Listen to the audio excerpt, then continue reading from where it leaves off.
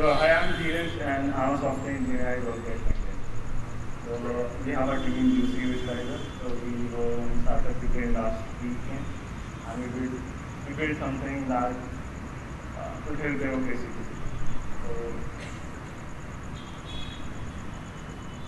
So, this is what we'll do today. Okay, we'll empower you today to get the democracy better.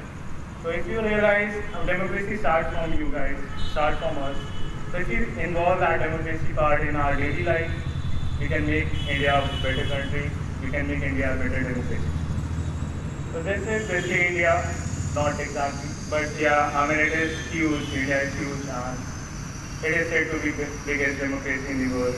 And like as we all know, democracy is for the people, by the people, of the people, right?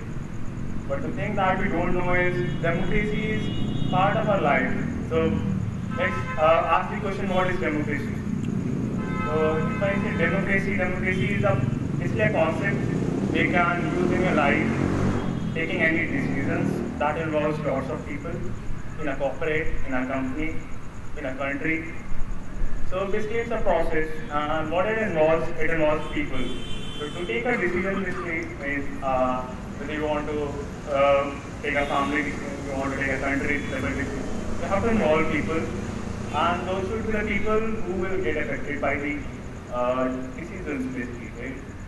So these are people like us, people.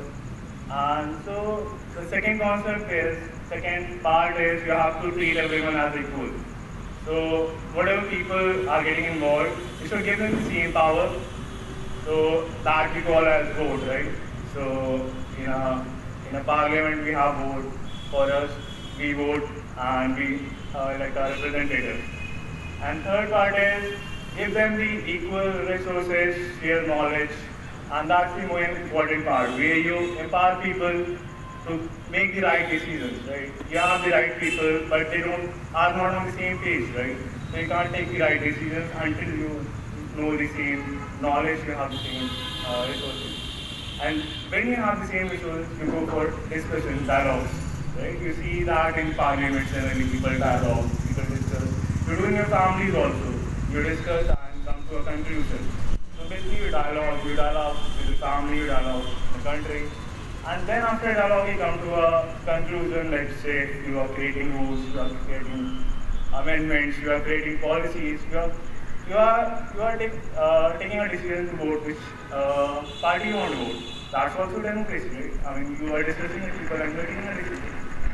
So, and so this is typically how in India elections work, right? And it is election time. So basically there is a season of election every 5 years. So parties come, they set their agenda, media talk about the candidates.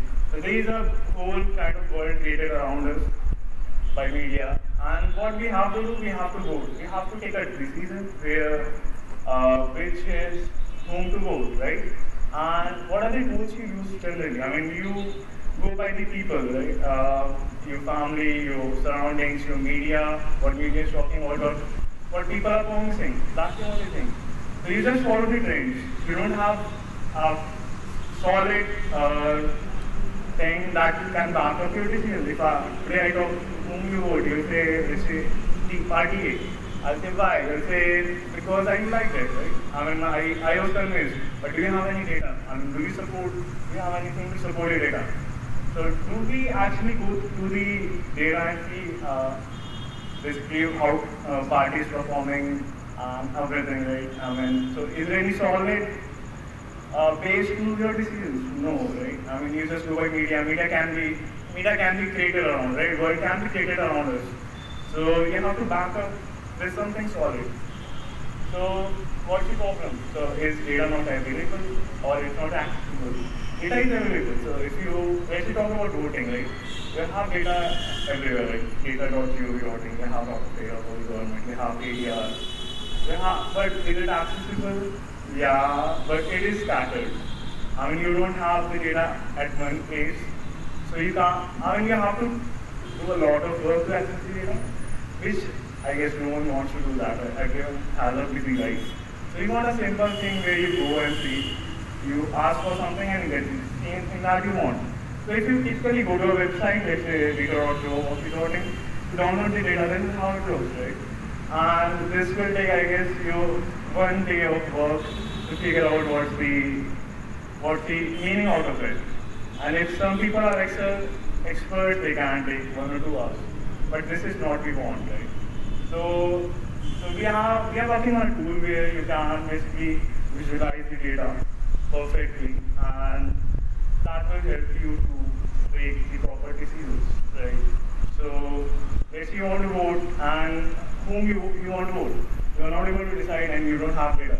So let's say we give you something like this. So the day before you're going to vote, we show this. Okay, these are the parties, and these are the crime rates for the parties. This will influence your vote, right? So what if I would have told you this before 1 year or 6 months? And this is your data. I mean, it should be accessible to you, and it should be readable. So if you get that kind of data, obviously you will make better decisions, right?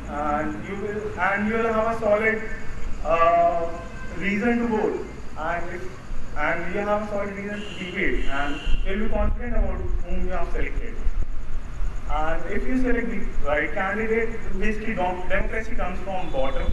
If you implement democracy in your life, obviously the people you elect, they'll follow the same process. So in the parliament also they'll follow the same process, which is democracy. So obviously the decisions that will be taken will also be very smooth and good. So the policies will be created will be good. So obviously what will achieve? Good quality, good policies, good leaders, and good democracy leads to a good country, right? And that's what we